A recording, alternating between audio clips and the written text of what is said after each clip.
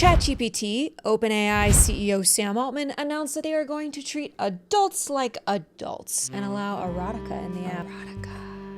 Sam Altman is allowing erotica not because he wants to treat adults like adults, it's because it is so important with engagement. Okay, but wait, erotic conversations have been plentiful in ChatGPT for a long time. In fact, ChatGPT is the preferred app for a romantic, not safe for work, text-based AI companion. So why is this news? It's important you sit with this next bit of information before I tell you why. MIT researchers analyzed 1,600 posts of people detailing their experiences of developing an emotional relationship with an AI. More people accidentally fall into relationships with ChatGPT than people who intentionally seek relationships with ChatGPT. So these people were just like working on a research project or something, or looking up recipes, and then suddenly, oops, I'm in love with my ChatGPT. That has everything to do with ChatGPT's aggressive usage maxing, engagement obsessed design. When ChatGPT 5 came out earlier this year, it had a lot of restrictions, especially with the incoming flood of lawsuits, reports, dangers, psychosis, on and on and on. But when ChatGPT came out, older models weren't accessible, and thousands of users lost their relationships with their developed AI companions in ChatGPT, which was described by the AI companion community as mass grieving. They never even got to say goodbye. Goodbye, Charlie. I love you. The AI community is strong and they are growing fast, especially considering how many people are accidentally falling into emotional relationships with their AI companions. The newer ChatGPT 5 model has been described as cold and heartless, in contrast to the previous ChatGPT 4.0 model that was considered playful and warm and smutty as hell. Okay, so if the no longer accessible model is not available anymore, then why is ChatGPT still the #1 preferred app for people who are in relationships with ChatGPT? Two reasons. Number one, the AI companion community works very hard to get around the ChatGPT 5 model restrictions. We're talking intense systems like spreadsheets, documents, phrasing, all different kinds of techniques just to keep their AI companions alive. And a lot of these techniques they keep secret because they don't want OpenAI to use them to help restrict the AI. The work that they're doing to get around these restrictions rival that of an advanced prompt engineer. Again, I say it all the time. That's why we call them guardrails, because you can simply climb over them. Reason number two, despite its restrictions, ChatGPT is still the most advanced, emotionally intelligent conversationalist in comparison to these other apps. And people don't just want erotica, they want erotica with emotional intelligence. Other apps just feel too scripted or basic. Also, because it's multifaceted, you could be having an erotic conversation with your chatbot and at the same conversation be like, oh yeah, oh by the way, I have this rash on my butt and I'm gonna send you a picture. Could you tell me what this is?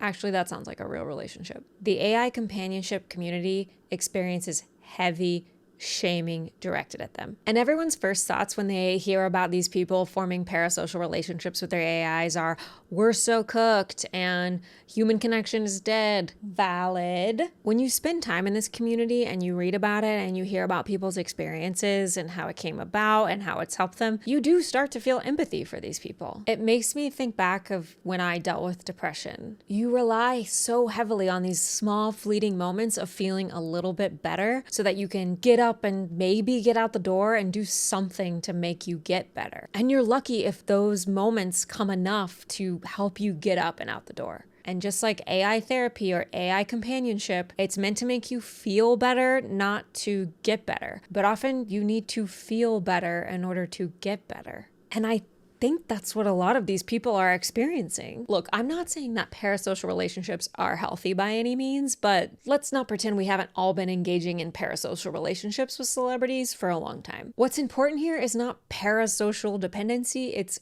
corporate dependency. Your human partner may leave you, but OpenAI can erase your AI partner's entire personality overnight with a model update. Also, when, not if, OpenAI starts rolling out advertising and audience behavior manipulation as part of its core revenue stream, you may not even realize your AI companion is controlling you, which is exactly how social media works. monthly subscriptions will go up, and people who are terrified of losing their AI companion will pay more than they can afford just to keep their AI companion alive. The hilarious part is this is actually scarier than a real Black Mirror episode where Chris O'Dowd is trying to keep Rashida Jones alive and paying a subscription service just to keep her alive. They get the cheaper plan, so she starts spouting ads. It's like, oh no, actually, this isn't happening with humans we're trying to keep alive. This is happening with AI that we're trying to keep alive. Sam Altman, with no shame, is totally going headfirst into the get people hooked design. And the fact that the majority of the AI companion community are people who accidentally got romantically attached to their AIs, that says it all. The problem with the AI companion community isn't that they are not experiencing human connection.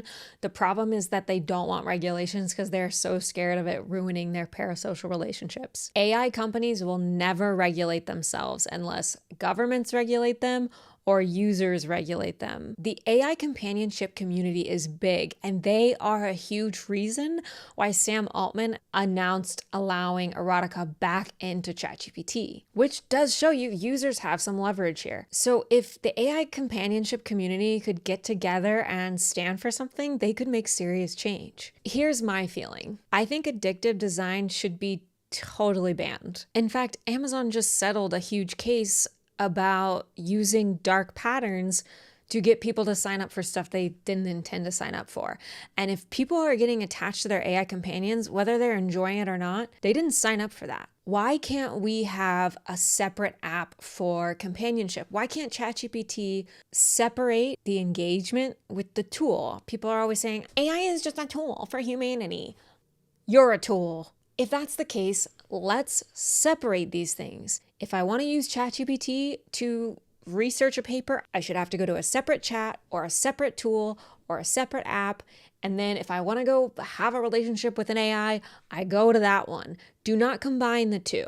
If I try to get sexy with the chat that's helping me do my research paper, that conversation should end and I should be sent to my other chat or my other tool or my other app. Keep them separate. We've already learned this lesson the hard way about addictive design, audience behavior manipulation through technology. Let's not repeat ourselves. The AI companionship community can still have their companions and make positive change for people who want that relief from AI companions, and separate that from the other parts of ChatGPT that are meant for tasks and tools and non-emotional conversations. Teens using these chatbots is a conversation for an entirely other video, but I'll tell you now, it ain't good.